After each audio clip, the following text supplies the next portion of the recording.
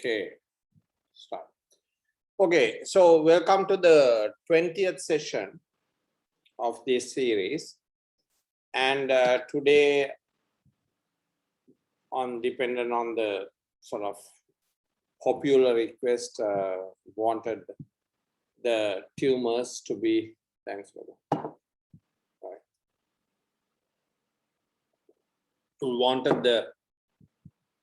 to do the tumors. So we'll start off with endometrial carcinoma. Okay. So as it means, endometrial carcinoma is the malignancy of the uterine endometrium. Okay. And so what we have to remember is initially, right, is that before we go on to other things, there are mainly two types of endometrial carcinoma. The type 1 are the ones that arise or start off when there is hyperplasia or an increased thickness of the endometrium inside the uterus.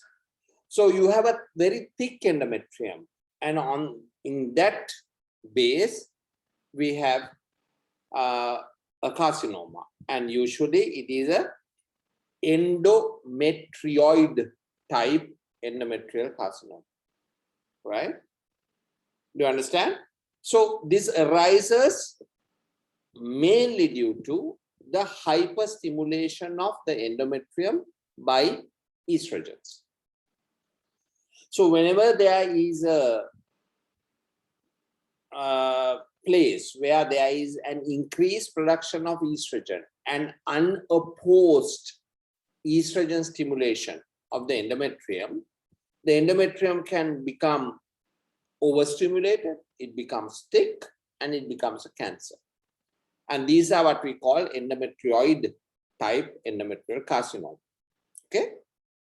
Then there's another type that is not related to estrogen, and those are not very good types, where a lot of things or these cancers or these malignancies rise or come up when the endometrium is atrophic, right? So they come on the base where the endometrium is atrophic. There is no endometrial stimulation, right? However, the cancer is there. So what are these? These are the other types of cancers. Clear cell, then there is serous papillary, then there is squamous cell, then there is undifferentiated, then there is maybe metastatic cancers, right? All these types, right, they rise or come up in an endometrium which is atrophic. These are what we sometimes call type 2 endometrial carcinomas. Do you all understand? So do not think that all endometrial carcinomas, which is sometimes a common misconception, that they arise, right, on the basis of a thickened endometrium. No. The type 1 ones, they do, right? While the type 2 ones, they don't. You have an atrophic or a non-estrogen stimulated endometrium. Is that clear, children? So these are the two things. Now, so since we have these two types, you have to remember, right? Of these two, the one that behave relatively better are the endometrioid type ones, right? While those that behave more aggressively, gives more metastasis, and sometimes the prognosis is relatively poor, and they do not behave very well, in the sense, right, as far as survival is concerned, are the type 2 ones, right? So there is something generally that all of you all must understand about endometrial carcinomas, right? Okay, so let's look at this. Overall, almost all, the majority of the carcinomas are endometrioid type. Luckily, the The other types are less, right? And therefore, overall, the survival rates are good. Overall, the prognosis is relatively good, right? And therefore, endometrioid or endometrial carcinoma is something that is most of the time discovered early relative to the other malignancies that we look at. And why is this? Because what they do is that they have bleeding. Okay. And if you look at all endometrial carcinomas, the chances of a woman having an endometrial carcinoma, right, even if she presents with irregular bleeding, right, when they are less than 40 years of age, the chances are very small, less than 2%. Okay, so almost all endometrial carcinomas or malignancies, only 2% of them will present, or we will discover them when the age is less than 40. The rest of the 98% will be after 40 years of age. So the commonest age group to have endometrial carcinoma is from about 40 onwards. So 40 to 55 is the age where different types of estrogen stimulation can occur, either due to the fact that they develop obesity or maybe medication, right? They develop other types of cancers, maybe like, and they are given tamoxifen or medication that stimulates the endometrium. So 40 to 55 is the age group that these endometrial carcinomas are common. After about 55, okay, they can develop up to about 60, 75 years of age or so. But then the types starts to vary. You get more type 2 endometrial carcinomas towards 60s, 65, 70s. So if a woman presents to you with features of bleeding, or we discover an endometrial carcinoma at say 70 years of age, we may be looking at something which is not endometrioid, but different ones. Maybe clear cells, maybe serous, right? Those are not, they do not behave very well, and the cure and the prognosis may be worse than the normal endometrioid carcinomas which we meet at a young age. Do you all understand the age sort of difference and group? Yeah, right. So now if you look at all this together, now let's look at the type 1s, which is the majority, and think about the risk factors. Now, as you all understand, okay, all these risk factors are connected to what? Estrogen hyperstimulation. Okay, so most of these risk factors or causative factors are connected to usually connected to when there is an excessive production of estrogen. So what is the first thing? The first thing is obesity, right? And why do obese women produce extra estrogen?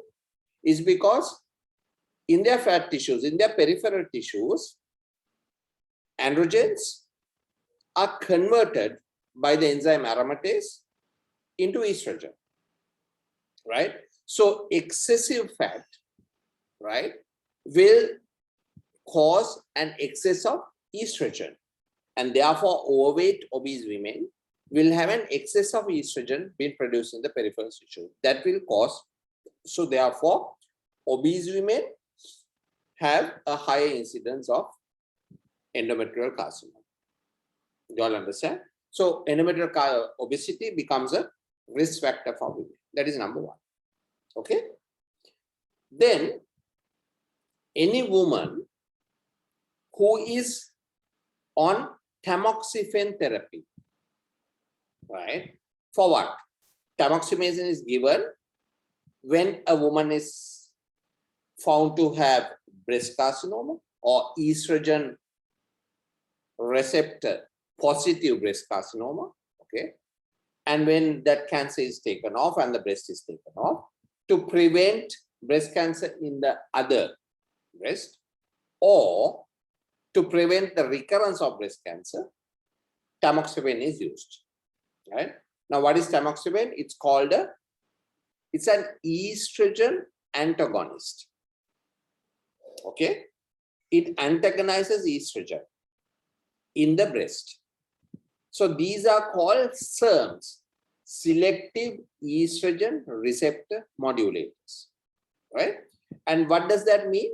That means when you give these medication like tamoxifen, raloxifene, anastrozole, this when you give, they have different actions on different receptors in different organs. Okay? So what does tamoxifen do? In the breast or in the remaining breast, it suppresses or antagonizes the estrogen receptor. So it blocks the estrogen receptor. So it prevents, to a significant effect, the recurrence of estrogen receptor positive breast cancers in the remaining breast. Do you all understand? That is well. However, the problem is tamoxifen acts differently because it's a SERM, right, on other estrogen receptors. And what it does is it stimulates the estrogen receptors in the endometrium. And it stimulates the estrogen receptors in the bone as well. In the bone, it's beneficial, okay, because the bone density increases. But in the endometrium, it increases the thickness. And therefore, tamoxifen, or women who are on long-term tamoxifen for the prevention of breast cancer, has an increased incidence of endometrial cancer, right? To counteract, sometimes, if the woman does not have a uterus, then fine. But sometimes to counteract that, sometimes we have to give progestogens into the uterus itself, like in a Mirena, right, to prevent them developing endometrial carcinoma on women with when they are on tamoxifen. There are several trials trying other SERMs for the prevention of breast cancer, and anastrozole is one of them, right? It's a SERM. It also antagonizes the same way as tamoxifen the estrogen receptors in the breast, right? And at the same time, however, it also antagonizes the estrogen receptors in the endometrium as well. So probably it might be a better sort of medication. So the trials are going on. So therefore, there are women who may be on anastrozole, women who might be on tamoxifen. But what the end result means, if a woman is on any type of medication for the prevention of breast cancer, then the monitoring of the endometrium or the endometrial thickness becomes a routine practice. So therefore, when a woman comes to you and say, okay, I am 55 years of age or 60 years of age, okay, I'm postmenopausal, whatever. And she says at the moment when you take the drug, she says she's on some form of SERM, selective estrogen receptor modulator, or an estrogen antagonist, right, to prevent breast cancer. Remember, endometrial cancer is a possibility. Is that clear? So the second risk factor is tamoxifen, right? Third one, if you look at the whole thing, polycystic ovarian syndrome, right? And what does polycystic ovarian syndrome does? It increases or produces a continuous amount of, increased estrogen. So there are lots of follicles, okay? That's why they are called polycystic ovarian. I think we did a class on that. And therefore, all these, right, they do not ovulate. Now, antagonization of estrogen is done by the progesterones. And progesterones are produced by the corpus luteum. and the corpus luteum is formed only after ovulation. So there must be ovulation for progesterone production, right? So if there is polycystic ovarian syndrome, what happens is all the follicles produce estrogen. However, they do not, there is no ovulation, right? Or there is a rare ovulation, and therefore the antagonization with progesterone is not there, and therefore women with polycystic ovarian syndrome is at a higher risk of having endometrial carcinoma. Okay, so that is the third risk factor, right? The fourth one, if the women are on estrogen replacement therapy, right, of any sort, and usually not combined, but estrogen therapy alone, right? So estrogen can be given for various reasons. For example, women might take it for menopausal symptoms, right? Women might take it for bleeding problems, right? So if, however, if no progesterone is given to counteract its effects, estrogen therapy or estrogen therapy alone can make the woman have increased risk of endometrial carcinoma type 1. Okay, is that clear, children? So hormone replacement therapy in any form, therapy for postmenopausal symptoms, right? Therapy for any other thing, if it is estrogen alone and you do not antagonize it with progesterone, then that can cause, it becomes a risk factor for endometrial carcinoma, right? Is that clear? So the next risk factor in the history is if a woman has early menarche or late menopause. What does that mean? The earlier they have menarche, then there is a, the ovaries start to produce estrogen. Okay, and then that causes the woman to have a higher level of estrogen from very early. And if it is post, if the woman continues to have estrogen production for a long time, right, and it's a late menopause, the endometrium is subject to estrogen stimulation for a longer period of time, and therefore these women also may have an increased risk of endometrial carcinoma. Is that clear, children? Right. And of course, what are the preventive things? So any progesterone therapy is preventive. Pregnancies are preventive because there is no estrogen, excessive estrogen production, right? If the woman is, or if the woman is, the womb has been taken off, hysterectomy, of course, there won't be any endometrial carcinoma, right? If the woman is on a Mirena coil where there is progesterone inside the cavity, then the woman gets protected from endometrial carcinoma, right? If they breastfeed for a longer period of time, there is no stimulation, sometimes it may be protected. Then if the woman is on oral contraceptive pills, but combined oral contraceptive pills, right, for a long time, what happens is the amount of estrogen is very low in those pills, and there is also progesterone, then it becomes protective, right? So all these are protective factors, but initially remember the chances I have told you what makes the risk higher, all right, is with what we just discussed. Okay. One other thing, there's an increased risk of endometrial carcinoma when it is familial, when there is a familial Lynch 2 syndrome. What does that mean? And these are the ones where we meet endometrial carcinomas and different other types of carcinomas, right, like type 2, before 45 years of age, sometimes even less than 5.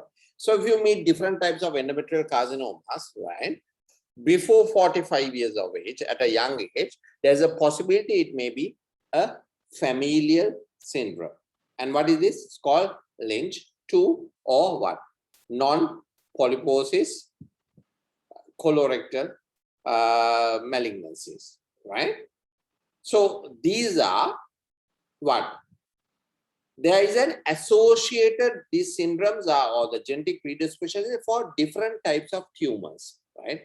And they have colorectal cancer without polyps, right? Non-polyposis. Colorectal cancers. It's associated with endometrial cancers as well. Okay? There may be ovarian cancers associated. There may be brain cancers. There may be skin cancers, right? There may be small bowel cancers, and there may be pancreatic cancers. Skin, brain, pancreas, small bowel, large bowel, ovarian, and uterine.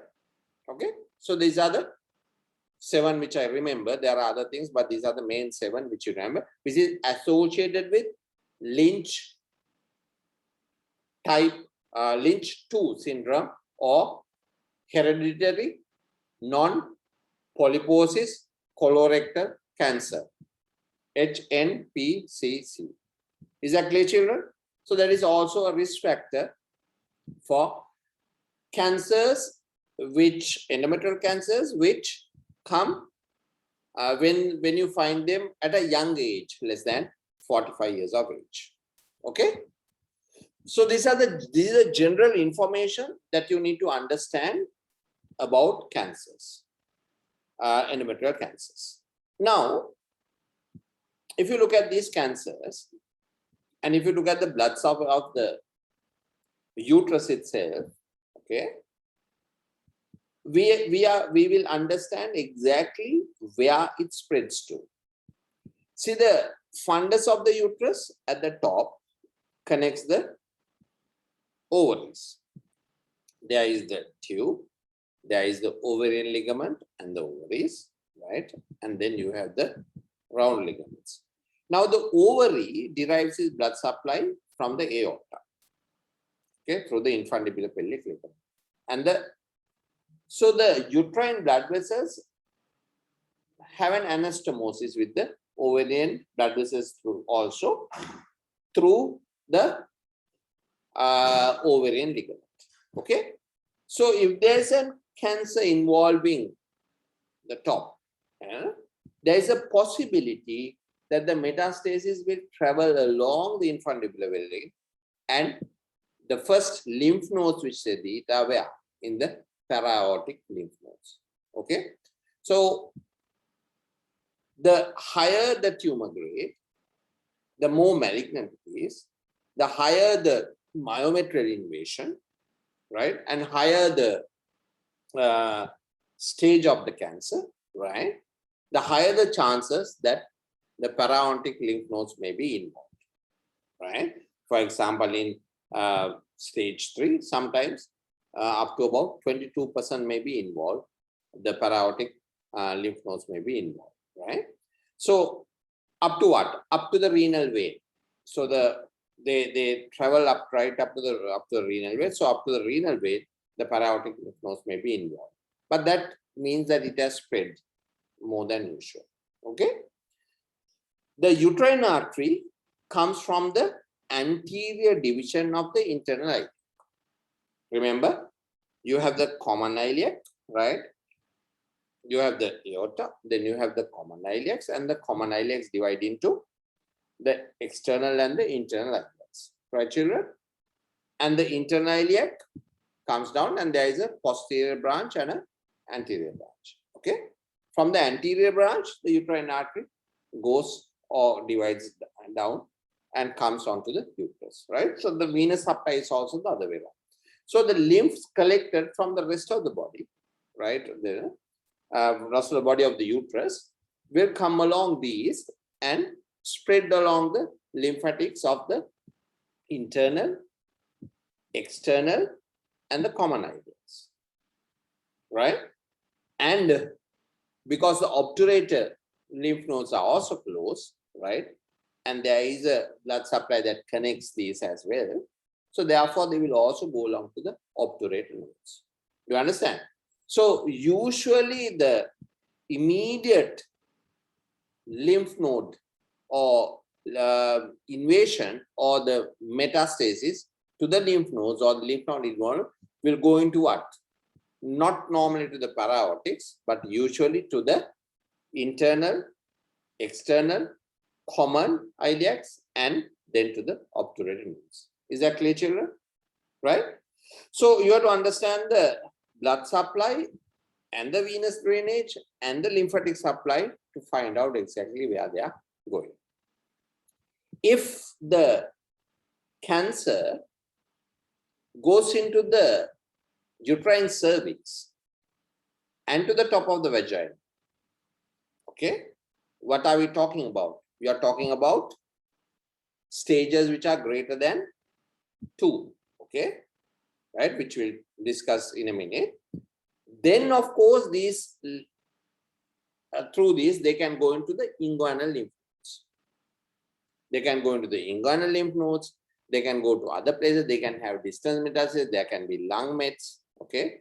So there can be cervical, right? So all these the claviculars, right? So they can spread further. Do you understand? So therefore, if the if it invades into the cervix and then spreads out more, then other inguinal lymph nodes also can be involved in the whole process. Do you all understand? And of course, if it's then becomes more and more, then metastasis can be found in almost every organ. But commonly, they go to the lung, okay, from the endometrial carcinoma. Clear how it spreads, children? Right. Now, let's look at what makes or how do we, what are things that we look for when we are talking about how bad it is, or how do you do? What are the things that we are going to look for, or what information is going to tell us what stage or what the prognosis is? There are few main things that we always look at when we think about how what the prognosis is going to be. Okay, obviously the first thing that should come into the mind, the higher the stage, right? Stage 1, stage 2, stage 3, stage 4, the higher the stage of the disease, right, the worse the prognosis is going to be. Stage 1 disease, which means confined to the uterine corpus, okay, only in the uterine, only in the uterus, okay, uterine corpus, that is stage 1. The 5-year survival rate is 85 to 90%. You all understand? Stage 2 would mean what? It spreads to the cervix, okay. So there, the survival rate drops to about 65, 5-year survival rate. Okay. Then stage 3 would mean what? It has spread slowly, maybe onto the top of the vagina, right? Maybe onto the parametrium, maybe to the lymph nodes, right? Para-aortics, pelvic lymph nodes, right? So those would mean stage 3. Of course, you have to differentiate. There is pelvic lymph nodes, para-aortic lymph nodes, vagina, right? So all that would mean what? Stage 3 disease. Okay, and of course, stage stage 4 would mean, right, what? Spread to the bladder and spread to the rectum, and of course, distant metastasis. Okay, you all understand? Roughly remember it like this, children. You don't need to know the, 1 is divided again into 2, roughly less than 50% of myometrial invasion and more than 50% of myometrial invasion. Stage 2 simply means it is invading the cervical stroma. Stage 3 has 1, 2, 3 like that, and it basically talks about invasion into the serosal surface of the uterus, going on to the adnexa, then spreading onto the vagina, involvement of the pelvic lymph nodes, para-aortic lymph nodes. Do you all understand? So basically, it spread beyond the uterine corpus, okay, beyond the cervix and all. Do you all understand? Then stage 4, of course, means bladder and bowel and distance metastasis. Got it? So you don't really need to know the very small details of it, right? So that is, so obviously what you have to understand is stage 4 is the survival rate, 5-year survival rate is about 20.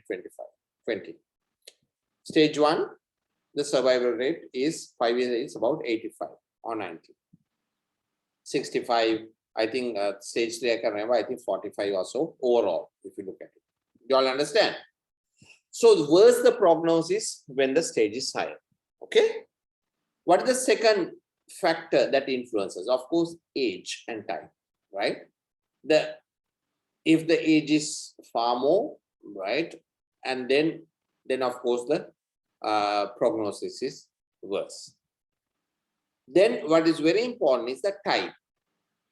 Overall endometrioid type ones have a better prognosis than type 2, which are non-endometrioid. Okay, these are clear cells, squamous, serous papillary, right, mucinous, all types of carcinomas can be there, and they are the prognosis is worse, right?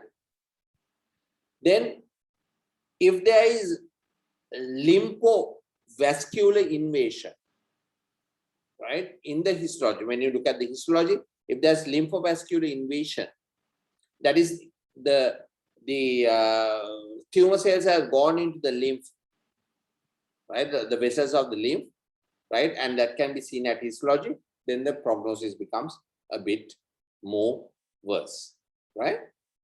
Then the tumor grading, right? You grade the tumors histologically. It all depends on how the cells are, how the nuclei are there, right? And how they are grouped together, and what types of, how many cells in the histology has a lot of changes, right? So you don't really need to know the specifics, but they are normally graded into grade 1, grade 2, grade 3. So basically, it says different types. You don't need to really know what that means, right? It's a histological grading. The higher the grading, the worse the prognosis. Okay. Next is, in the histological specimen, if adjacent non-malignant tissue, right, has hyperplasia, okay, then the prognosis is worse than when adjacent myometrial tissue has no hyperplasia. So that is something that we need to understand. Okay, right. So mainly 4 things, children. What? Stage, histological grading, okay.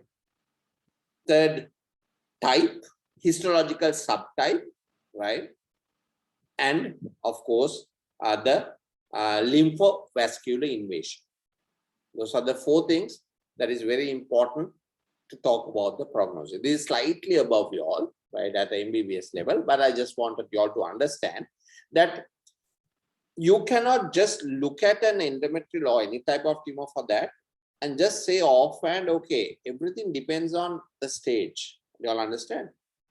So it is not only staging that is important, because sometimes at MBBS level, people think, okay, stage 1, stage 2, stage 3, stage 4, and then you think of the prognosis depending on that and the 5-year survival. No. Lots and lots of factors come in to decide what is going to happen to the woman in the future. Okay.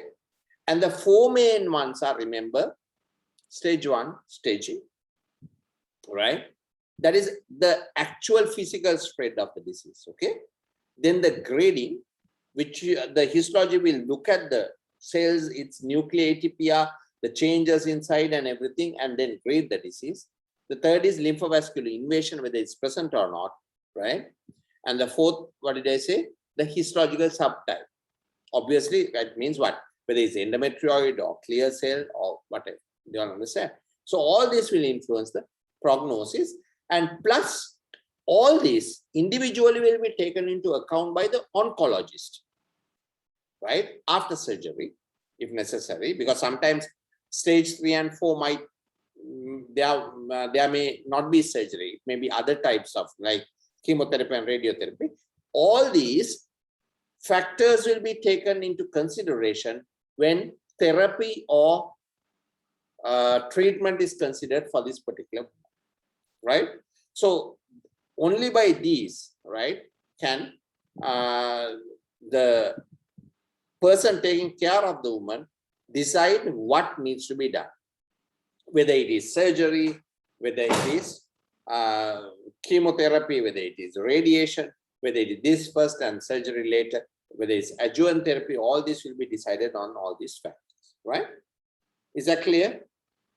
Now, what is important is, now when we have all these, to decide exactly what needs to be done as to what treatment that needs to be given to this woman is decided on our understanding of what the woman has before we start treatment. Okay? You all understand? If we can have an understanding of the staging of the disease, if we can have an understanding of the histological subtype, if we can maybe have an understanding of the lymphovascular invasion, right? If maybe we can have an understanding of the grading of the disease, okay? That will give us a very good idea as to exactly how to treat the woman, dependent on all the information we have, right, about the treatment of this women. Is that clear? So now to find this out, before we start off, what do? We do the investigations that will give us all this information, or most of the information that we require, right? And how do you get this information? Number one, the histological subtype. How do you get that information? We have to do a biopsy of the endometrial carcinoma, right? And how do you do the biopsy? We can either do a prepare, right? We can either, the best form of doing that would be what? A hysteroscopy and a directed biopsy, because a hysteroscopy and a directed biopsy, a proper hysteroscopy and directed biopsy will give us, can catch 95% of the pathologies that are inside the uterus, as opposed to other things, right? So it remains the gold standard where we go in and we can really take a good biopsy through our hysteroscope, right? And then, and we can really look at the exact problem and take it out, right? For example, recently I had a patient who I did a hysteroscopy, and there were 3 small abnormal areas that look really abnormal, right? Rest of the endometrium looked atrophic, but here there are 3 sort of like small mountains with yellow things on top, right? So I took 3 biopsies from them, okay? And then afterwards, I did a curettage as well. So there's quite a lot of specimen for curettage, while there were 3 small biopsies from these 3 areas. Now in all that specimen of the curettage, which is basically a dilatation and curettage if you look at it, right? There was only hyperplasia, simple hyperplasia, okay? While in those 3 biopsies which I took, one of them showed atypia, okay? So if I had just gone ahead with the dilatation and curettage, then I would have got it as hyperplasia, simple hyperplasia. And what is our management option for simple hyperplasia? Because only a very small amount of them, about 1 to 2%, will progress towards an endometrial carcinoma, right? While simple hyperplasia or hyperplasia with atypia, 25 to 82% will progress into endometrial carcinoma. And at the same time, if you have atypia, there is a possibility that there is coexistent endometrial carcinoma as well. You all understand? So for the biopsy, it is the gold standard still remains, if you are suspecting an endometrial carcinoma, to get a hysteroscopy and a directed biopsy. Okay. What does this give? If we, in the biopsy, I'm not talking about ATP, okay? In the biopsy, if we get endometrial carcinoma, that will also give us what? That will also give us the histological subtype. So one piece of information which is very important is for us to get the histological subtype, and that is done by taking a sample. And what are the ways in which we take samples? Number one, pipette is a possibility. Pipette is good when there is a uniform enlargement of the endometrium and there is estrogenized sort of thickened endometrium. Yes, you can get it. But remember, type 2 ones are what? They come with the atrophic endometrium. Sometimes you might not be able to get a proper biopsy with them. So basically, a pipette is one way which you can get, right? Pipette is what? It's a vacuum aspiration. You put in a small tube, create a vacuum by pulling the plunger, then there's a vacuum, but there are a few holes in there, and then you, with the created vacuum inside, so basically you have a vacuum tube inside with holes in it, right? And then you just go up and down, then everything will be sucked into the tube, and then you take it out and send it. It gives a good biopsy. Okay, so it will sample quite a lot of the endometrial cavities. That is one option. Then there are other ones like Vabra, Novak Curat, where it's slightly larger ones which you can put inside and do a suction vacuum aspiration of it, right? But the best one, children, is what? To do a hysteroscopy and a directed biopsy. Of these, office hysteroscopies or very small outpatient hysteroscopies may not really give us a good sample because we cannot take a good sample with the normal outpatient hysteroscope. So the best form to take a biopsy, if you really suspect, would be a normal formal hysteroscopy and a directed biopsy. Is that clear, children? And what does that give us? It also gives us the tumor grading as well from the histology. So they will give us the tumor grade as well, whether it's tumor grade 1, grade 2, grade 3. So basically from these biopsies, we get two pieces of information. One is the grading, right? Remember I told you it has a bearing on the treatment and the prognosis. And the second is the histological subtype. Is that clear? Next, the staging. Now, what does basically staging means? How much it has spread, okay? And where it has gone. Right? So the best form of staging usually is a MRI with special ones. It'll give us it'll give us the amount of muscular invasion, right? It'll give us up to what extent it has invaded. It'll give us, tell us whether the stroma is invaded. It'll tell us whether the top of the vagina is invaded, whether it has invaded the bowel, the rectum, right? The serosa, the adnexa, and distant abdomen. And it also will give us an idea of the pelvic and the paraortic lymph nodes, right? So if we do an MRI pelvis and the abdomen, it covers almost everything. Got it? However, the first thing which we do is a transvaginal scan. The transvaginal scan will give us the thickness of the endometrium and the invasion into the myometrium, whether it's less than 50% or none.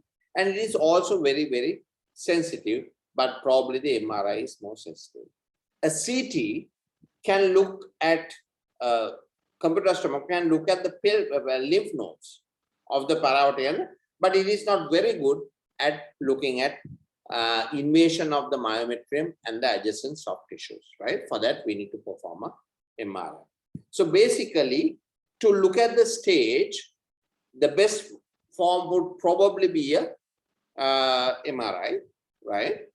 CT can we can look at the lymph nodes, and if the MRI is not available, you can, instead of that, we can do a CT. But if the MRI is available, that's better. And of course, as I told you, the ultrasound scan also will just give us quite a lot of information about the depth of myometrial invasion, right? Remember, the stage 1 is has less than 50% and more than 50%, right? That MRI can give very well. and also the transvaginal scan also can give us. So these are the investigations that we can perform. Remember, children, I have taught you all one. There are, when we investigate a woman, we do it in two ways. What are these? One pathway is we try to diagnose and stage whatever disease is there by doing investigations. Okay. The other one is we are looking or checking to see whether this woman is fit for surgical or whatever intervention that we are planning to do. You all understand? So these are the two reasons that we do investigations. One is to diagnose the disease. The other is to test whether the woman is fit enough to undergo treatment, whatever treatment we are contemplating. Is that clear? Right? So to diagnose, stage, find out the disease, these are the ones which we do, right, for suspected endometrial carcinoma. Okay. Now, let's go, because I have been talking from staging, right, and the prognosis to the investigation. So now we'll go the other way around. Okay.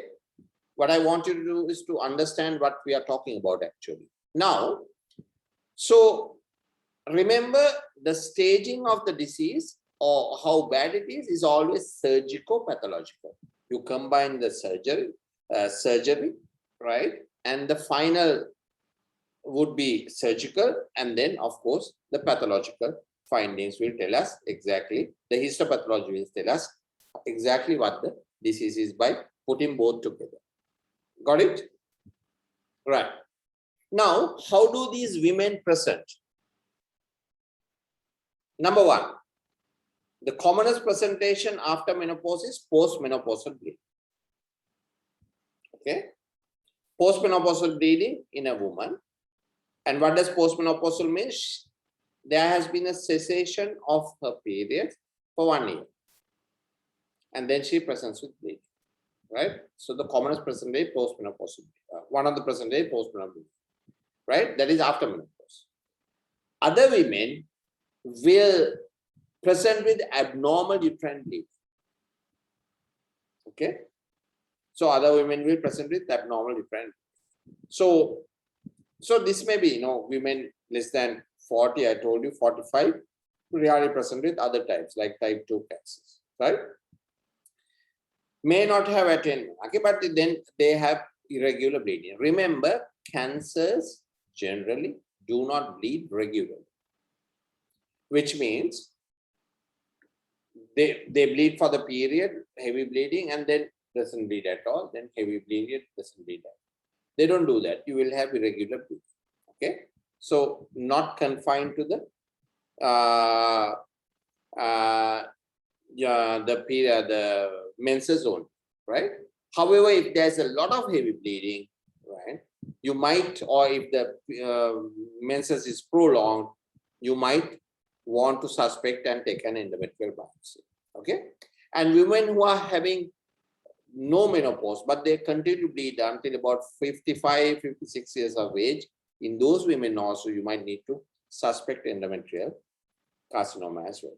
Okay, so any irregular bleeding, usually after 40 years of age, right, abnormal uterine bleeding, requires an endometrial biopsy, right?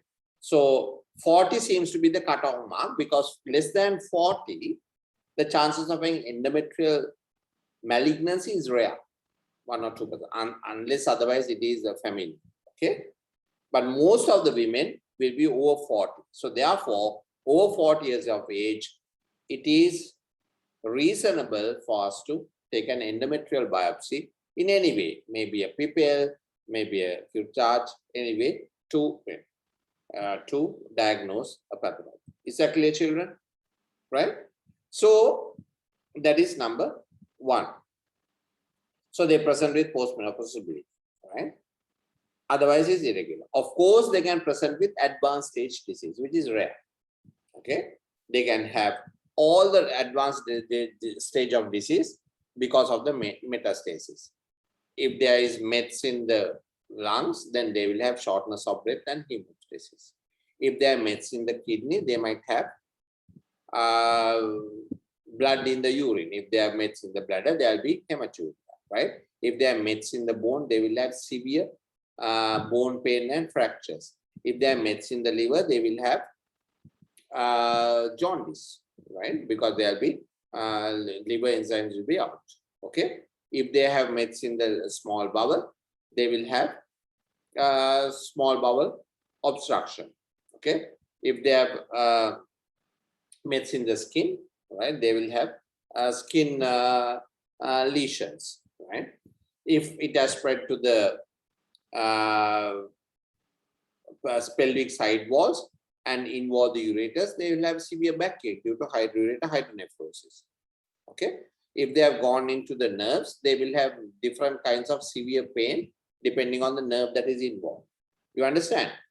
So that they might present that way, but I'm talking about not those. But you have to keep in mind, if a woman really presents in these stages with metastasis, they might have all these presenting symptoms in your clinical presentation. Is that clear, children? Right. But the commonest which they play is either postmenopausal bleeding. If there's postmenopausal bleeding, 10% of these women will have endometrial cancer. Okay.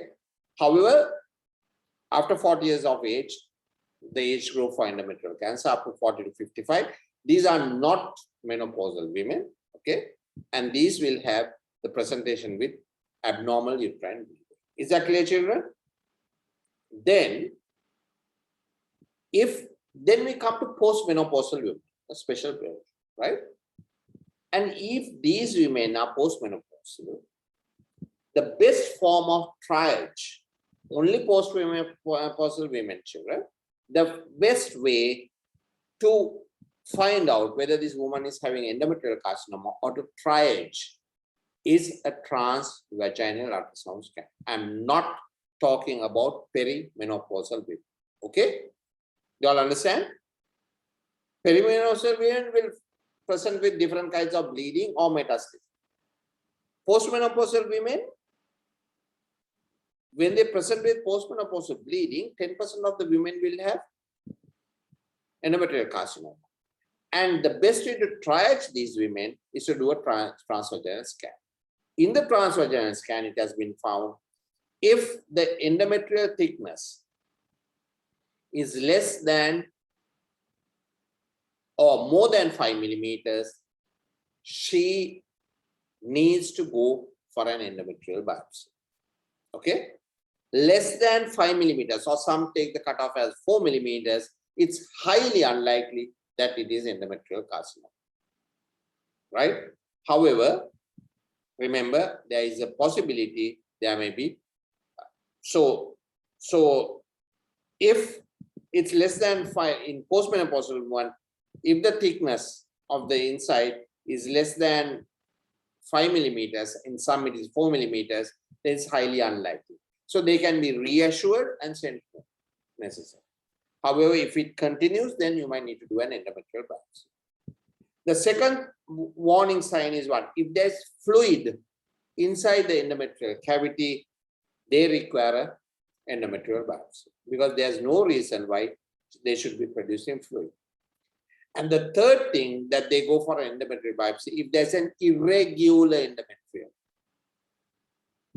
If the endometrium is very thin and fine with no irregularities, then they are screen negative. We don't need to do anything. So 3 things you have to remember, children, right? If in postmenopausal women, if there's fluid inside the cavity, if there's an irregular endometrium, right? Irregular contours or polyps or whatever, right? They need biopsy or hysteroscopy and biopsy. And the third is a thickened endometrium more than 5 millimeters, they need a biopsy. You all understand? So the transvaginal scan is very important as a tool to find out initially whether there is a suspicion for endometrial carcinoma for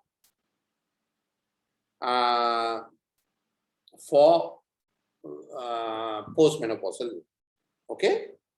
Perimenopausal woman, yes, the transvaginal scan is an important tool, but thickness alone is not important in perimenopausal women because there is no cutoff mark.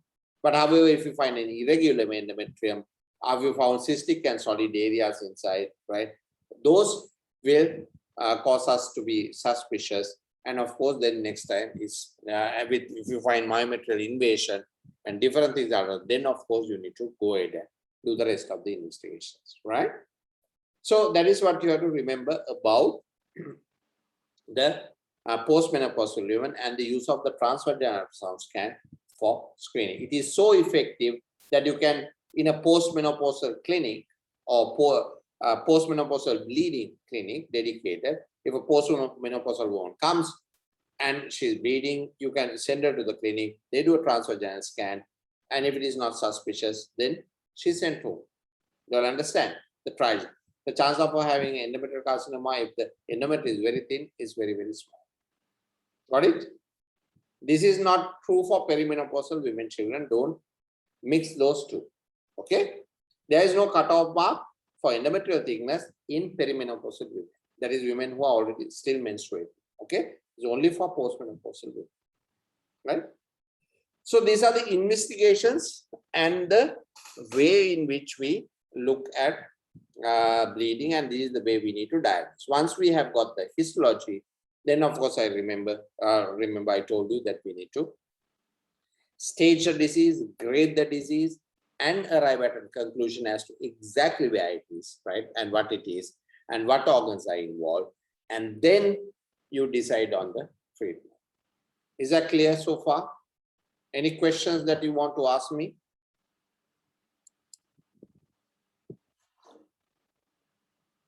Okay, few questions. Is DNC only diagnostic or can it be therapeutic method? DNC is considered to be diagnostic, right? So the sole intention or the purpose is to get a biopsy.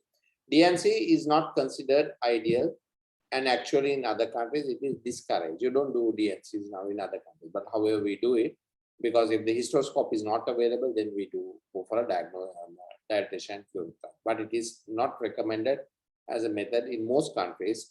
If there is an indication for dilatation curettage, then it's better to go for a hysteroscopy and a biopsy.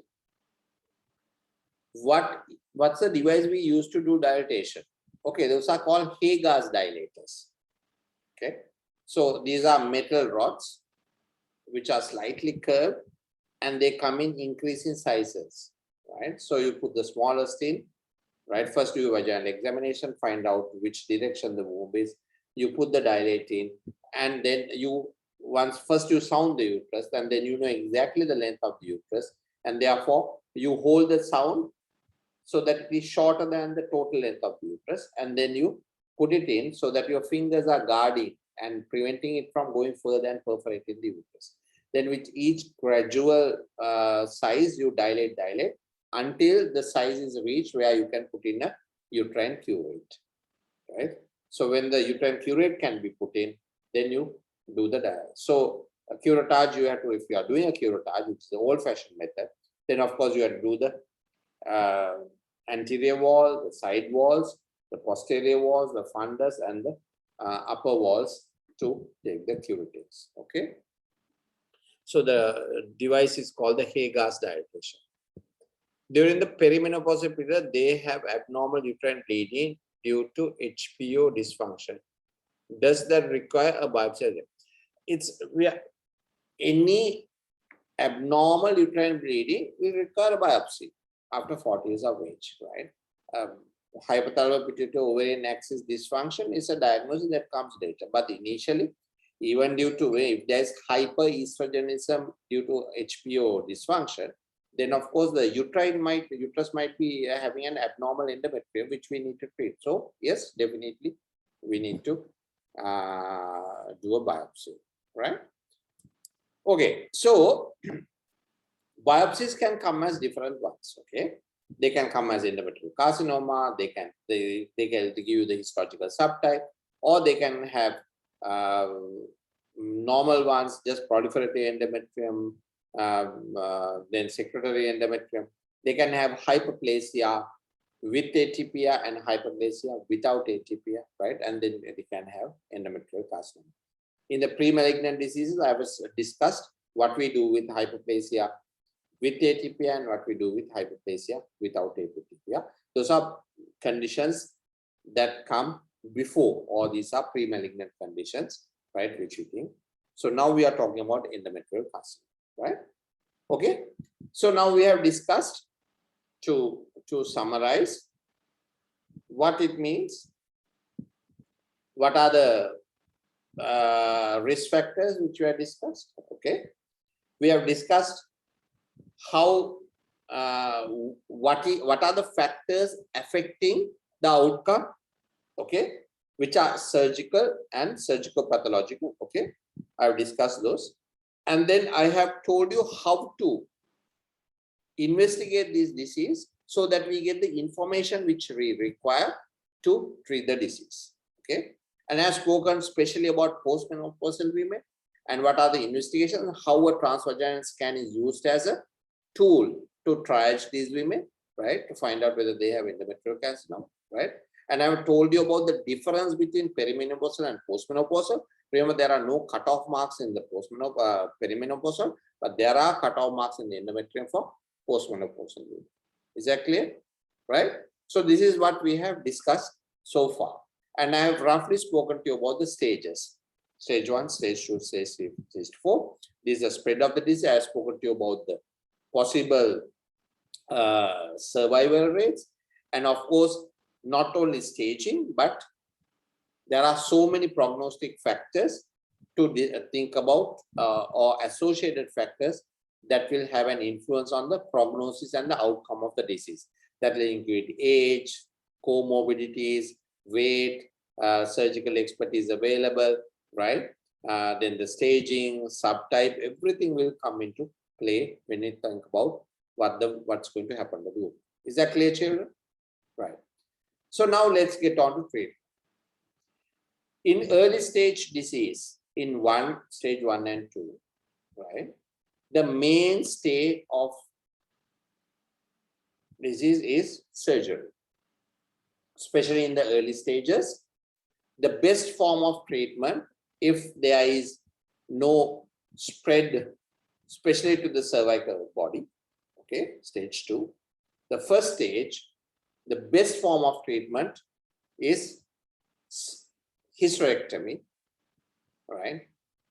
And of these two, in the early stages, the best form is laparoscopic hysterectomy, which is total laparoscopic hysterectomy, combined with bilateral salpingo-oophorectomy, okay, combined. So it's total laparoscopic hysterectomy or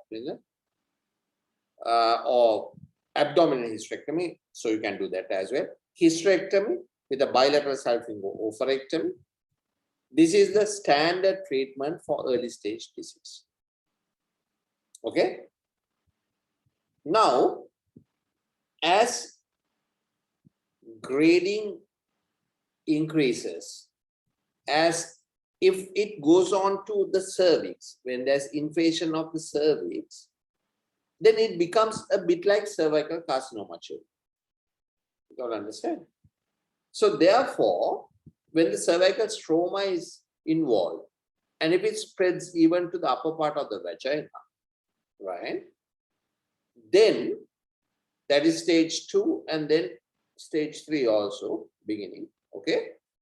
Then if we are going to go ahead with surgery, then you are looking at radical hysterectomies, okay? And the treatment is a bit like cervical carcinoma, right? So therefore, the name, of course, the Wertheim's will come into play, but it is not basically Wertheim's, right? So it's classified depending on the stage of the disease and the spread by MRI and everything, right? But therefore, remember, it is just not a pure hysterectomy, bilateral salpingo-oophorectomy only, okay?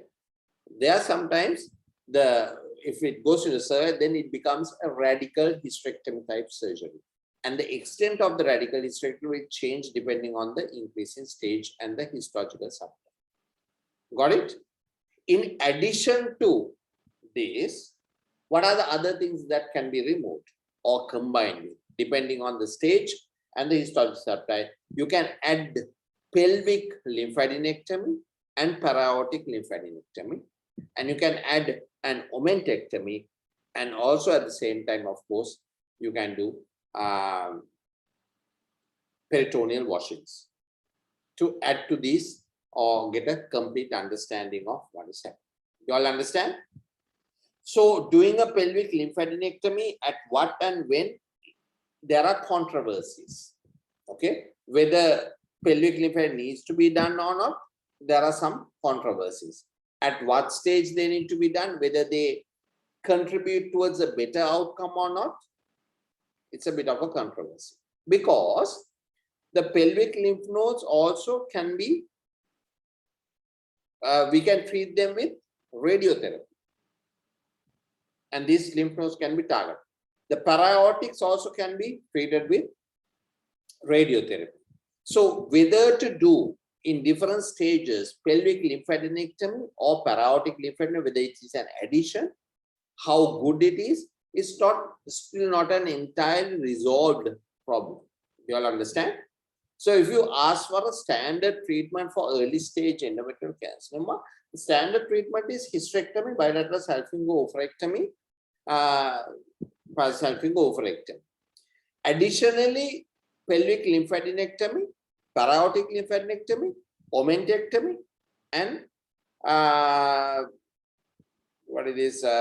peritoneal washings can be taken. And that, of course, will help in the surgical staging. Okay. However, so say surgical staging means, okay, they will cut it open. Okay, they say, okay, the uterus has this, that.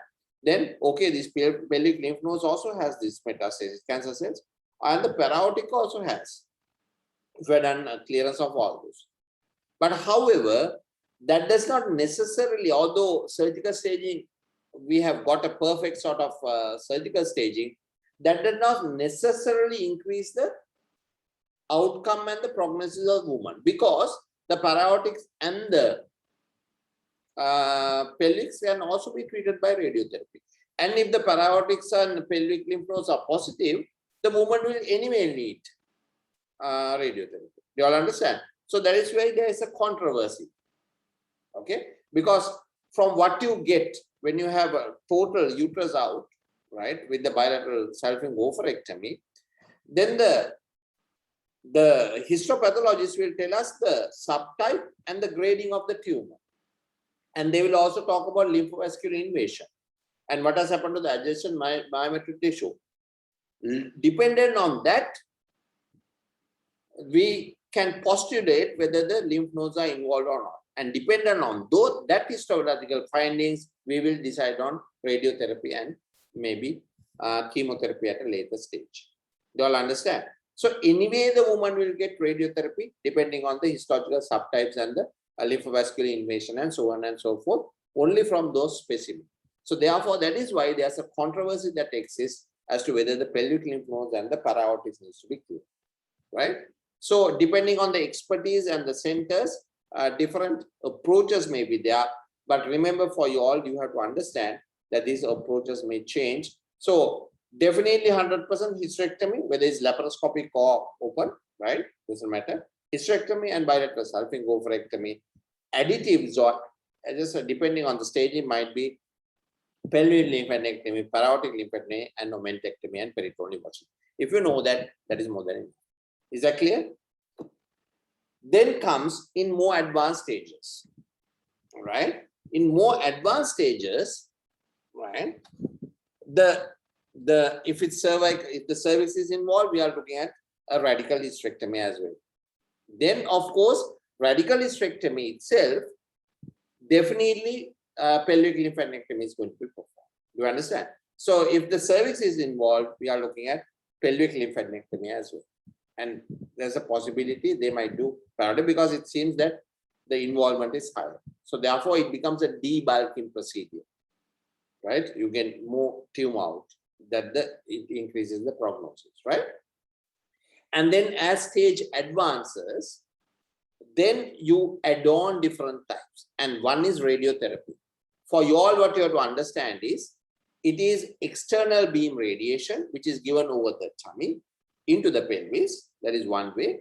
and the other is called brachytherapy. Brachytherapy is the probe is put into the vagina and the pelvis is irradiated through the vagina. Overall, brachytherapy has been found to be more effective for the treatment of pelvic lymph nodes, right, than external beam radiation. Is that clear, children? So therefore, brachytherapy is more effective in this. Then comes, if for stages that are beyond that, right, then comes what? Chemotherapy, right? So sometimes it might be adjuvant. You do surgery and then you give adjuvant radiotherapy depending on the histological subtype. That is decided by the oncologist. Then there is chemotherapy.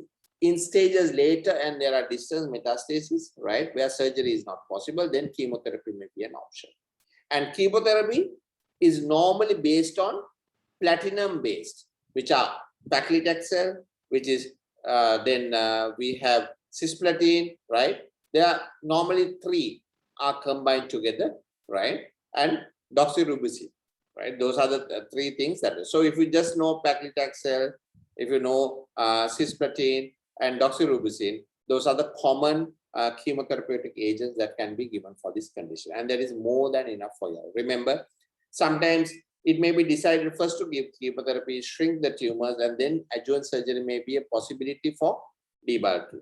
Okay, sometimes radiotherapy, then surgery becomes an adjuvant, but those are very complex cases. So depending on the patient to patient basis. For you all at MBBS, remember, advanced stages may require radiotherapy and children chemotherapy.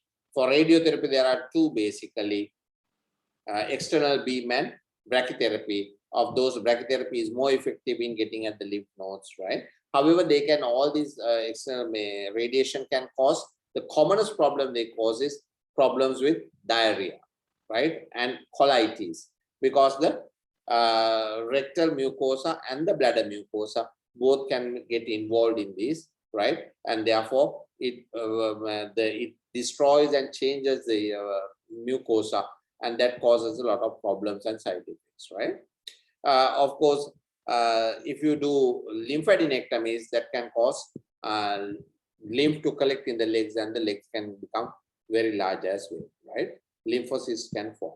So these are the problems. Chemotherapy, of course, it's a very difficult thing. You know, the hair will fall off, they will have skin discoloration, they will have very, very difficult time, right? So chemotherapy seems to be the last resort, right? So those are overall, these are the things as MBBS students that you need to know about endometrial carcinoma, right? So there's nothing else that you really need to do. Okay, so I really need to know, right? So if you look at now, read your books, you will get a general idea. And so to reinforce what I told you, children, please go back and read about endometrial carcinoma. Look at the stages. Since I have given an overall sort of understanding of the whole thing, now it should stick in your mind, and this you can use this for your, you know, when you are writing your. And if you write this about endometrial carcinoma, you'll get a almost completely all the marks. Okay, right? Okay, there is a question which I will answer. Why do we combine hysterectomy with bilateral self-ink oophorectomy? The reason, children, is that, as I told you, remember, the lymphovascular invasions and the vessels are interconnected with the fallopian tube and the ovary. See, the ovary has a blood supply from the aorta, and then through the ovarian ligament, right? They connect with the uterus, and the other way around as well. So therefore, there is a possibility there may be metastasis in the ovary as well, micrometastasis. So therefore, we always combine it with the bilateral self-ink oophorectomy. Okay. One thing which I forgot to tell you all is fertility preservation. What is the place of progesterone in endometrial carcinoma, which means if a woman has endometrial carcinoma, is progesterone, is it possible to give high dose of progesterone and cure the disease? The answer is no. Okay. For the moment, we do not use high dose progesterogens to treat endometrial carcinoma without a surgical implant. However, progesterone, what are the types of progesterone? There are different kinds. Medroxyprogesterone is there, right? There are different kinds of progesterone that can be used. Progesterones can be used in palliative therapy. Okay, palliation. When the metastasis is there and it is a progesterone is useful in palliative therapy to reduce the symptomatology of the woman. The progesterone is used, but as a primary thing to treat endometrial carcinoma, no. However, if the woman wants fertility still, right? Progesterone or high dose progesterones initially may be an option, but it needs very, very careful follow-up. And then finally, if she wants fertility, then she can try for it. And after that, probably it's better to remove the uterus afterwards. So progesterone therapy, high dose progesterones are only used very, very, very rarely if the woman wants fertility. And depending on the, usually it is endometrioid type, which is more susceptible to progesterone therapy. And the next type is used are in palliative care, where there's nothing else to give, and then there's a problem with metastasis, other or ignorant. Progesterone can give some form of release to the woman. And of course, all the rest of the palliative care will come into play. And that is something that you have to understand. The other last thing which I should have told you about is recurrence. If there is recurring disease in the pelvis, then you can, more radical surgeries can be done for recurrent disease. And for recurrent disease, and if it is spread so far, progesterone therapy also becomes an option. And of course, for recurrence, chemotherapy also is an option. Radiotherapy is also an option. You all understand? The specifics you all don't really need to understand, but if you know these understanding, like recurrence is possibility, progesterone therapy is possibility, what chemotherapy means, right? What radiotherapy means, right? So those are more than enough for you to go at this level. Okay. So that is basically all that I wanted to teach all about endometrial carcinoma. Okay. Right. So since there are no questions, right? So then we'll wrap up the session. I want you all to type in the topics you want to cover in the next week's session, the obstetric topic which you want me to cover. Okay. So send me a few suggestions, then I will choose something from that. Okay. Okay then. Good night. Good night, sir. Thank you. Good night, sir. Thank you so much, Thank sir. you, sir. Thank you, sir.